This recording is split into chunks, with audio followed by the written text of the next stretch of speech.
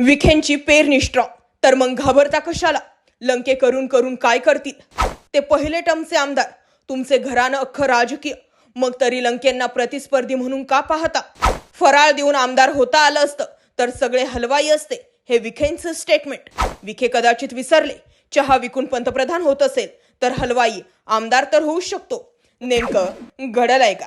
मी कोणावर टीका टिप्पणी केली नाही. फराळ कर्डिले साहेबांचंही झालेलं आहे, फराळ बाळासाहेब मुरकुटेंचंही झालेलं आहे, फराळ मोनिका ताईंचंही झालेलं आहे, फराळ शिंदे साहेबांचं पण झालेलं आहे, आणि मग बाकी छोटे मोठे फराळ.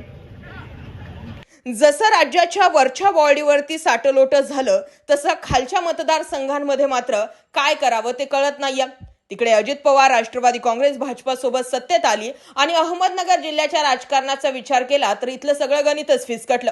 कारण गेल्या अनेक दिवसांपासून नगर दक्षिण लोकसभा मतदारसंघाचे खासदार असणाऱ्या सुजय विखे पाटलांना लंकेन रूपी आव्हान मिळेल अशी चर्चा नेहमीच मतदारसंघांमध्ये होत असते. पण आता सरकारमध्ये दोघंही एकत्रित असल्यानं नेमकं विखे की लंके अशा जो आहे तो गोंधळ सुरू झाला. आणि काही दिवसांपूर्वीच निलेश लंकेंनी एक स्टेटमेंट केलंय की पवार कुटुंबाने पुन्हा एकत्र यायला हवं. त्यामुळे इलेक्शन लागायच्या अगोदरच पुन्हा एकदा निलेश लंके हे शरद पवारांच्या बाजूने दिसतील की काय अशाही चर्चा सुरू झालेल्या आहेत. बरं, ह्या झाल्या सगळ्या एका बाजूच्या घडामोडी. आता दुसऱ्या घडामोडी अशा आहेत की निलेश लंके खरोखर सुजय विखे पाटलांसाठी आव्हान ठरू शकतात का? आणि सुजय विखे पाटलांना निलेश लंकेंचा धसका घेण्याची गरज तरी आहे का, असाही प्रश्न निर्माण होतो. गेल्या अनेक दिवसांपासूनच या चर्चेला काही प्रमाणावरती आता दुजोरा मिळाला, तो दिवाळी निमित्त. निलेश लंकेंकडून दिवाळीच्या फराळाचं आयोजन करण्यात आलं होतं. या फराळासाठी राम शिंदे, विवेक भैया कोल्हे यांची उपस्थिती होती. बरं, भाजपाचे राम शिंदे हे निलेश लंकेंच्या फराळाला काय करतात अशीही चर्चा होती. पण एवढंच त्या फराळाचं विशेष नव्हतं. तर नगर दक्षिण लोकसभा मतदारसंघामध्ये येणारे जितके काही तालुके, त्या तालुक्यातील सर्व पदाधिकारी, सर्व सरपंच, सर्व कार्यकर्ते यांची सुद्धा या फराळाच्या कार्यक्रमाला उपस्थिती होती. आणि त्यामुळेच विखे विरुद्ध लंके असा संघर्ष होणारच ते या गोष्टीमुळेच अधोरेखित झालं. यावरती विखे काय म्हणाले? विखे म्हणाले अनेक जणांचे फराळ झाले, कर्डिले साहेबांचे झाले, मोनिकाताई राजळेंचे झाले, राम शिंदेंचे झाले, आणि मग काही छोटी मोठी फराळ, असं म्हणत त्यांनी निलेश लंकेंना कमी लेखण्याचा प्रयत्न केला. पण याच फराळाच्या कार्यक्रमातून लोकसभेचा जो होता तो वास येतच होता. आता बघितलं तर विखे विरुद्ध लंके अशी जरी फाईट झाली तर या दोघांमध्ये तुलना होऊ शकते का?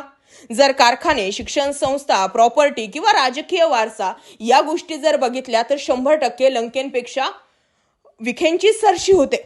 पण या पलीकडे जाऊन सुद्धा सुजय विखे पाटलांची पूर्ण फॅमिली जी आहे ती मेन बॉडीवर राजकारणात काम करते.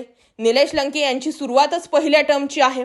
मग असं असलं तरी निलेश लंकेंच्या कोरोना काळातील कामामुळे निलेश लंकेंच्या कामाचा गाजावाजा उभ्या महाराष्ट्रात झाला. त्यामुळे लंकेंची क्रेज वाढली. आणि दुसरीकडे विखेंचंही नगरमध्ये काम चांगलं आहे, काही कामं ऑन दी वे आहेत.